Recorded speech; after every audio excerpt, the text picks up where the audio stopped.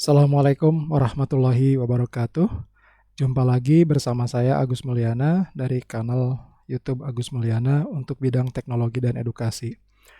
Teman-teman yang berbahagia, pada video kali ini saya akan sharing terkait bagaimana mekanisme atau kebiasaan dosen dan mahasiswa di perguruan tinggi khususnya dalam konteks mengerjakan tugas, mengevaluasi, lalu memberikan apresiasi. Nah, kita akan melihat dari beberapa sudut pandang bahwa tugas itu tidak sekedar sebagai pemenuhan kewajiban mahasiswa dalam artian secara runut akademik ya dari pertemuan per pertemuan, tetapi sebetulnya itu adalah kesempatan besar bagi mahasiswa untuk menemukan passion, kesenangan gitu, semangat belajarnya sekaligus membangun portofolio nyata yang nanti akan diperlukan ketika mahasiswa itu akan memasuki magang di dunia kerja ataupun setelah lulus untuk persiapan bisa studi lanjut gitu atau bekerja ataupun berwirausaha. Nah, baik teman-teman sekalian, jadi kita percaya bahwa banyak mahasiswa dengan sedemikian banyak potensinya atau kita sebut mahasiswa pintar dalam artian mereka semua punya potensi besar untuk berhasil. Nah, salah satu cara dosen untuk mengukur capaian belajar adalah dengan memberikan tugas. Nah, pada nyatanya, kadangkala tugas itu dianggap sebagai sebuah beban yang pada pelaksanaan pengerjaannya hanya dikerjakan sebagai gugur kewajiban atau syarat pemenuhan untuk gugur kewajiban. Nah, saya melihat bahwa tugas ini sebetulnya kesempatan besar tadi di awal disampaikan, mahasiswa dapat belajar dengan sungguh-sungguh sekaligus menemukan peta jalan kesenangannya dia di mata kuliah tersebut khususnya untuk dapat menghasilkan sebuah karya, produk, ataupun value terhadap perkembangan dirinya untuk masa depan. Baik, apa yang kita akan pelajari sama-sama? Jadi kalau biasanya saya melihat bahwa tugas itu dikerjakan, dikumpulkan, dinilai, dan dilupakan. Ya, bahkan kalimat ekstrimnya dibuang gitu ya. Nah, saya melihat itu adalah apa istilahnya tahapan-tahapan yang sejauh ini memang masih berjalan dan kita sebut saja pola konvensional. Nah, saya melihat dari dua sisi, dari aspek akademis atau sudut pandang akademis sekaligus sudut pandang industri. Kebetulan saya bekerja di dua area itu, sehingga dapat memiliki sudut pandang yang relatif seimbang. Nah, dalam konteks akademis, tadi di awal sudah dijelaskan bahwa itu memang menjadi kewajiban kedua belah pihak, antara dosen dan mahasiswa, untuk sama-sama mengevaluasi milestone atau materi yang sudah diberikan sejauh mana sudah bisa dipahami, sejauh mana sudah bisa dikerjakan dan bagaimana evaluasi yang memberikan nilai atau apresiasi pada pengerjaan itu. Dari sudut pandang industri, sebetulnya ini menjadi pembelajaran bahwa mahasiswa didorong, diajak, dan diberikan contoh untuk mengidentifikasi tugas sebagai sebuah kerangka berpikir terhadap problem nyata.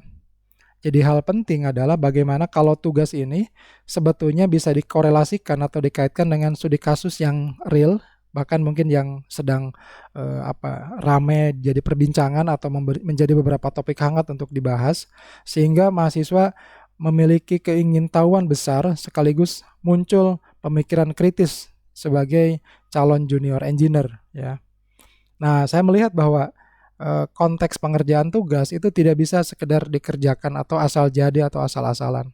Nah, kita melihat sudut pandang industri, mereka sudah punya standar karena di industri tentu memiliki standar pekerjaan yang lebih ketat dalam artian berkaitan dengan waktu, berkaitan dengan standar kualitas dan ada konsekuensi yang harus dipenuhi dan dipertanggungjawabkan terhadap internal perusahaan sekaligus terhadap klien.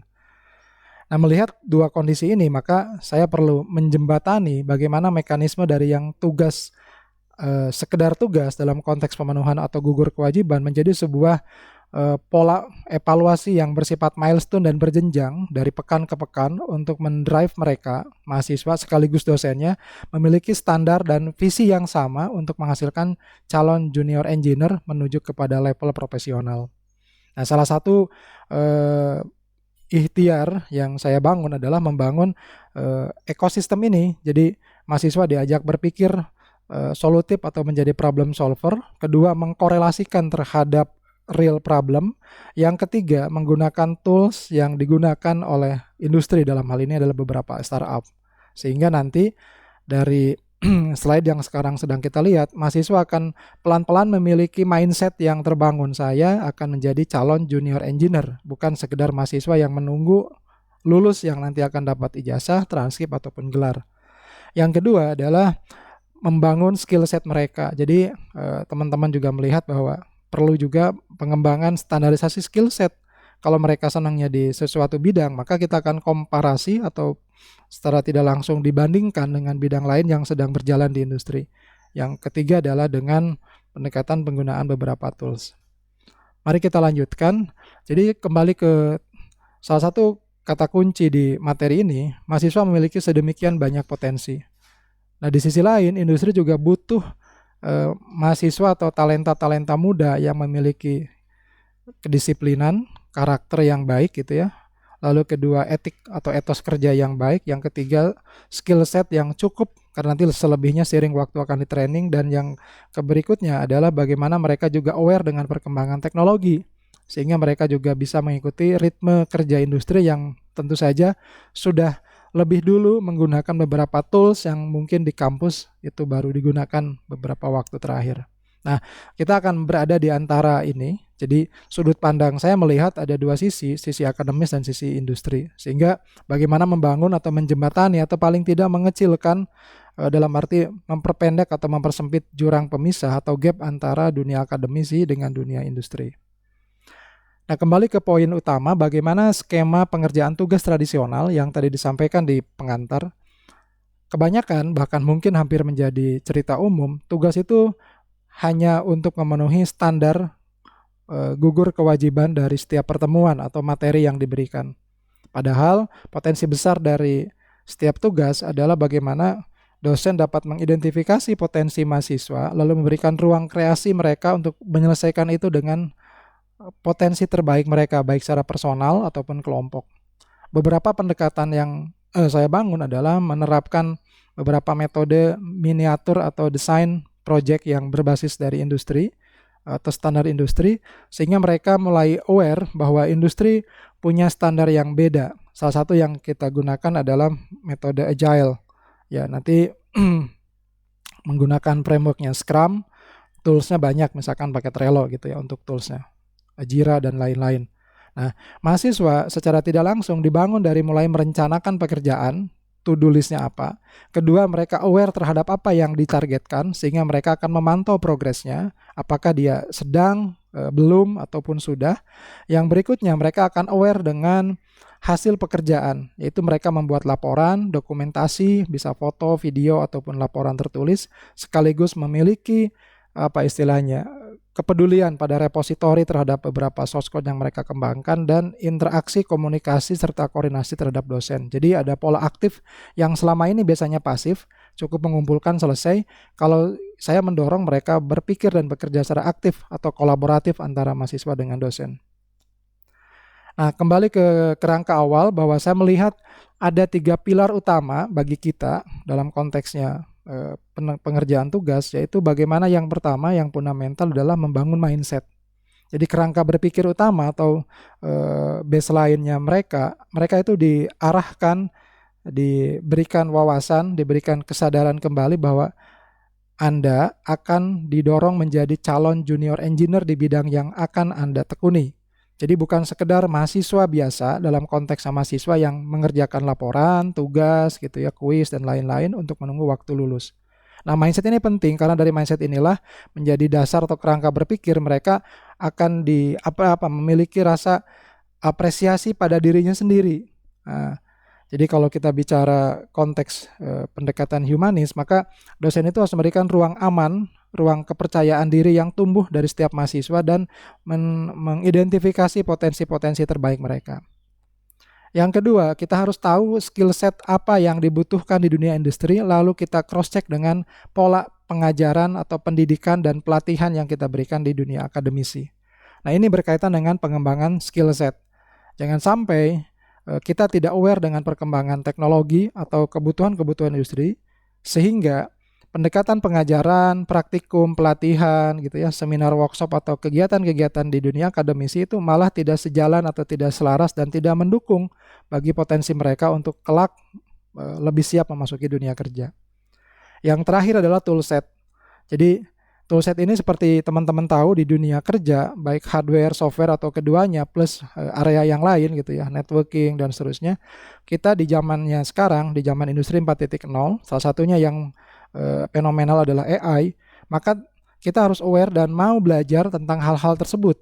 Kita tidak usah takut tergantikan AI, tetapi kita harus takut kalau kita tidak mengerti apa fungsi AI yang akan kita gunakan untuk mendukung keseharian kita di kuliah, di pekerjaan di kampus ataupun di industri.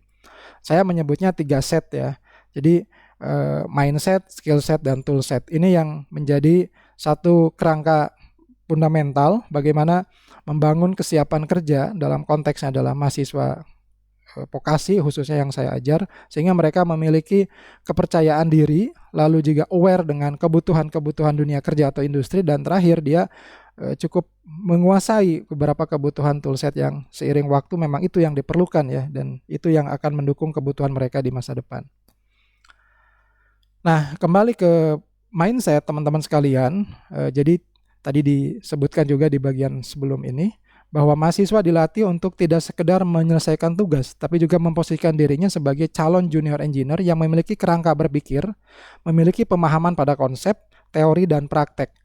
Dalam pengajaran, saya selalu menggunakan 5 pendekatan, 5 pilar, 5 pondasi pendekatan. Satu adalah memberikan konsepnya dulu, ya, agar mereka mengerti kenapa mereka belajar ini, dari mata kuliah yang mana menuju ke mata kuliah mana. Jadi mereka ngerti runut atau tool chain-nya atau keterkaitan antar mata kuliah ini dengan mata kuliah yang lain, sehingga tidak merasa ini sesuatu yang tiba-tiba muncul. Yang kedua, saya memberikan teori. Tentu saja pemahaman teori ini menjadi hal yang penting agar anak walaupun di level vokasi tidak sekedar menjadi istilah lainnya tukang yang hanya mengerti di praktikal gitu ya, tapi juga paham tentang teori. Ya, sehingga mereka punya pemahaman dasar yang menjadi fundamental ketika nanti ketemu di studi kasus yang relatif berbeda. Setelah konsep, teori, dan berikutnya adalah praktek. Jadi saya ulangi, pertama adalah saya memberikan pemahaman konsepnya, kedua teorinya, yang ketiga prakteknya yang mendukung kemampuan praktis. Tidak sekedar konsep ataupun teori saja, tapi juga ada prakteknya yang mengimplementasikan 2 materi atau 2 tahapan sebelumnya. Yang keempat adalah saya memberikan pemahaman tentang studi kasus ini yang berkorelasi dengan dunia nyata. Jadi mereka harus aware dan memiliki wawasan bahwa di dunia real, dunia kerja gitu ya, dunia-dunia di luar kampus, di luar akademisi, sudah berjalan apa yang mereka kerjakan di sini. Bahkan mereka sudah jauh, mereka sudah real mengerjakan produk, beberapa sudah menghasilkan revenue, bahkan menghasilkan sesuatu yang punya dampak dari sekedar hanya produk yang skala kecil atau skala mock up. Nah, saya bertanggung jawab mengenalkan ini dengan contoh-contoh konkret dari dunia kerja, khususnya dari perusahaan, dari produk yang sudah dikembangkan dengan teman-teman gitu. Dan terakhir, saya memberikan informasi atau wawasan tentang bisnis. Bagaimanapun, engineering harus aware dengan bisnis. Tidak bisa bicara menggaungkan entrepreneur, technopreneur tanpa pernah mengkorelasikan itu dengan sesuatu yang punya value real dalam konteks bisnis. Technopreneur atau entrepreneur bukan sekedar jargon, tapi bagaimana memberikan wawasan kepada mahasiswa, dan tentu adalah dosennya sendiri harus memiliki karakter entrepreneur. Dia mengerti tentang sesuatu problem sekaligus melihatnya apa? Sudut pandangnya, peluangnya dulu. Sudut pandangnya, solusinya dulu, bukan sudut pandang permasalahannya dulu. Kita melihat ada sesuatu yang belum selesai, maka kita akan melihat itu adalah sesuatu, ada potensi solusi yang bisa kita berikan untuk menyelesaikan problem tersebut. Tentu dengan beberapa pendekatan. Nah, kalau sudah ketemu solusinya, baru kita turunkan ke level tools pendukungnya, yaitu misalkan hardware, software, atau kedua-duanya. Baru kita bicara berikutnya untuk kebutuhan model bisnis yang bisa mendukung proses tersebut lebih sustain, lebih optimal dari kondisi sebelumnya. Nah, dengan melihat adanya 5 pendekatan ini, saya berharap bahwa bukan sekedar mengerjakan tugas, tapi mereka akan dibangun mindsetnya untuk menjadi problem solver yang mengerti konsep, teori, praktikum, mengkorelasikan dengan dunia nyata, dan punya karakter atau mental atau paling tidak wawasan tentang entrepreneur. Yang kedua, skill set. Pilar yang kedua adalah skill set, bagaimana membangun karakter solusi yang bersifat kemampuan praktikal dalam konteksnya melihat problem, lalu kita bisa dekati dengan metode, dengan tools, dan menghasilkan sebuah solusi. Nah, dalam konteksnya engineering, kita tentu saja melihat bahwa ada dua pendekatan mendasar, satu efektif dan dua efisien. Penggunaan sesuatu dalam engineering harus berdasar pada apakah ini efektif, tepat secara fungsional, dan kedua, apakah ini efisien, melihat dari sisi biaya, dari sisi waktu. Sehingga dua parameter atau dua indikator ini harus selalu melekat sebelum kita mengusulkan sebuah solusi. Selebihnya, mahasiswa kita dorong untuk mengerti bahwa ada tools-tool yang diperlukan dan muncul di zaman AI untuk mendukung pekerjaan. Ada istilah contoh misalkan pipe coding. Kita melihat coding tidak dengan cara konvensional lagi, bisa menggunakan bantuan AI. Tentu saja kita tidak menyerahkan sepenuhnya ke AI, tapi dari kerangka solusi, bahkan mungkin blueprint, kita yang mendesain dan kita ngerti apa yang harus dikerjakan. Seolah-olah AI adalah sebagai tim member dari grup atau dari kelompok kita.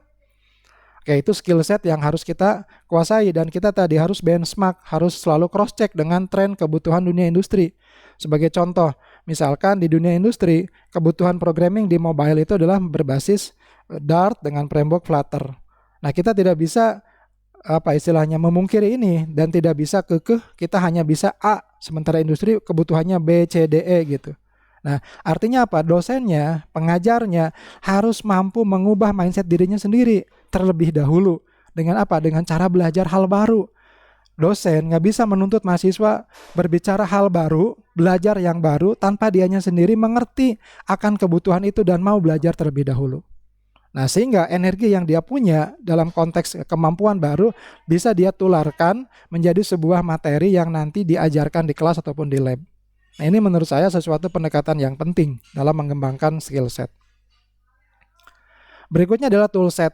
Jadi poin ketiga yang tidak kalah penting setelah mindset, skill set adalah tool set.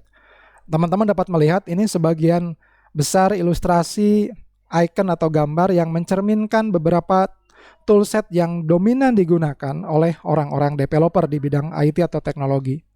Kita tidak bisa menutup mata dan tidak peduli. Kita harus mau mengetahui, mau belajar hal baru dan mau mencoba, baru kita mentransfer pengetahuan, pengalaman itu kepada mahasiswa. Teman-teman dapat melihat ini hal baru yang penting yang di dunia developer memang sudah biasa digunakan. Saya melihat kembali dua sisi, antara sisi akademis dengan sisi industri. Teman-teman dapat melihat sedemikian banyak tools yang harus dikenalkan, yang harus dosen terlebih dahulu pelajari dan dia punya pengalaman jejak di situ. Tidak sekedar teori atau retorika atau memaksa mahasiswa bisa sementara dirinya sendiri tidak mau belajar. Pun sebaliknya mahasiswa juga sama, harus punya motivasi lebih dari sekedar apa yang diminta, maka dia harus belajar mencoba, eksplorasi dan menggunakan dalam beberapa studi kasus tugas. Baik, detailnya teman-teman mahasiswa dapat melihat, mencoba, dan menggunakan. Saya percaya sebagian besar teman-teman sudah cukup biasa, mungkin beberapa malah sudah cukup biasa menggunakan di dunia kerja. Nah, poin berikutnya yang saya lakukan untuk memperbaiki pola tadi adalah dengan memberikan sistem reward dan gamifikasi. Kita sering mendengar ada reward dan punishment. Ini tidak salah, tetapi saya mengedepankan reward dulu. Ya, reward dan punishment dalam konteks bagaimana memberikan apresiasi yang berdampak harapannya untuk memotivasi mereka lebih baik. Jadi, dengan cara memberikan informasi kejelasan dari waktu ke waktu, lalu bagaimana memberikan apresiasi pada mereka yang mengerjakan tugas dengan baik, lalu setelah itu mereka akan diberikan apresiasi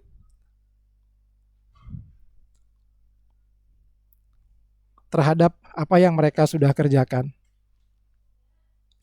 Nah, dengan sistem ini, maka harapannya adalah saya dapat menghasilkan sebuah standar kualitas pengajaran yang bukan sekedar konvensional atau dengan cara-cara yang biasa, tapi juga ada inovasi-inovasi yang mampu mendukung mahasiswa nyaman dalam konteksnya punya spirit belajar yang tinggi. Lalu mereka memiliki keinginan besar untuk membangun mindset, skill set, dan keterampilan menggunakan toolset. Nah, kalau kita lihat di komparasinya, di perbandingannya, teman-teman dapat melihat dimensi evaluasi, lalu ada kolom keduanya tentang kebiasaan yang sekarang berjalan, dominan, dan terakhir, bagaimana saya melakukan pendekatan pengajaran dengan mengkombinasikan beberapa metode startup, sehingga mahasiswa tidak sekedar berorientasi pada ala kadarnya atau asal jadi, tapi bagaimana melakukan fokus pengerjaan tugas ini apakah benar sesuai yang diminta dan memberikan solusi serta dampak. Kedua, kualitas output itu asal jadi dalam bentuk laporan, dalam bentuk pekerjaan teknis, ya, dalam bentuk waktu pelaporan, bahkan beberapa sering ngaret. Nah, kalau pendekatan di model startup ini tidak bisa, seolah-olah ini proyek yang harus tersusun, terencana, terkerjakan, dan terlaporkan. Berikutnya waktu yang tadi disampaikan. Jadi seringkali mahasiswa mengabaikan waktu, dimepet-mepetin, ya.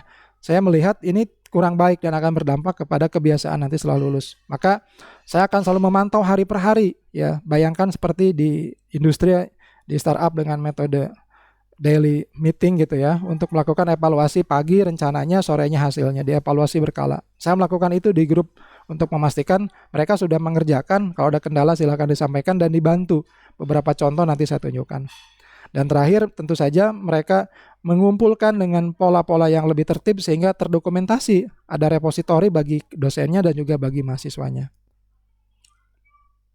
Jadi harapan akhir adalah bagaimana mahasiswa ini diberikan wawasan, kesadaran, ya, dan path yang jelas serta guidance yang memberikan spirit bagi mereka agar mereka punya contoh konkret sebagai panduan bahwa kelak kalau saya pengen melanjutkan studi, pengen bekerja atau wirausaha, sudah ada jejak awal yang pernah dibuat dari tugas-tugas kecil dalam mata kuliah tertentu sebagai pondasi ketika mereka kelak memasuki 3 kemungkinan tadi setelah lulus.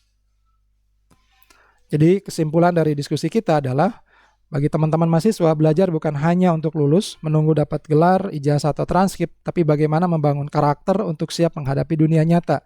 Dunia yang mungkin tidak ideal seperti ketemu di kampus. Dunia yang mungkin lebih berat dalam konteks persaingan dan juga tantangan-tantangan nyata yang seiring waktu akan berubah.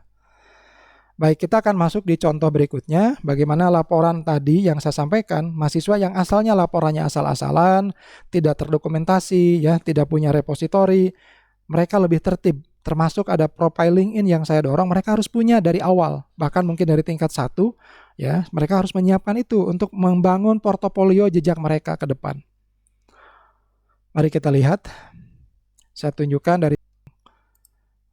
Nah, ini contoh yang pertemuan kedua. Jadi pada pertemuan kedua ini di mata kuliah Internet of Things, saya memberikan tadi konsep, teori, dan praktikal yang berkaitan dengan pendekatan simulasi.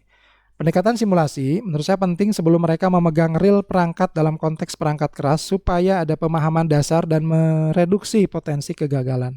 Nah, teman-teman dapat melihat ini asalnya, kebiasaannya mereka asal ngirim file, screenshot, kirim ke email gitu ya. Nah, sekarang dibikin lebih tertib. Dari awal saya memberikan TOR, Term of Reference untuk pengerjaan tugas, lalu saya memberikan templating pengerjaan tugas. Nah, ini mereka terbiasa mengerjakan tugas yang nanti menjadi basis mereka membuat laporan-laporan lain, misalkan laporan magang atau praktek kerja industri sekaligus laporan proyek akhir atau tugas akhir.